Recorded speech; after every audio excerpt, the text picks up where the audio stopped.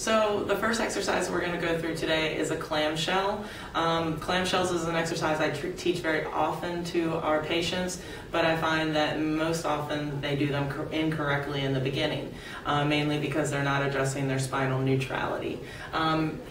When you're laying on your side, you want to make sure that your head is in a neutral position, not down.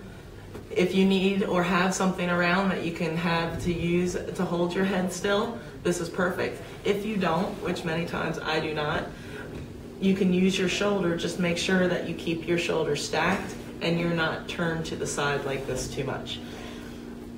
When stacking into position, you want your hips to be stacked, you want your shoulders to be stacked, and you want your abdominals to be engaged, your shoulders in your back pocket, and your head nice and long. So those things always need to be brought into consideration when you start this exercise. The worst thing you can do is get on the table, lay there, and start trying to do the exercises. You'll recruit muscles into your low back and lumbar that should not be equated with this, and causing pain and problems down the road. So again, once you find yourself into proper position, your hand can lay neatly in front of you like a spider. You just don't want to put a lot of weight onto it and lean. And one other position note is you don't want to be falling to the back side of your stacked hips. If having difficulty balancing right on that perfect stacked wobble bone, I call it, if you need to, you can rotate slightly further forward, but you never want to do this exercise leaning into the far side.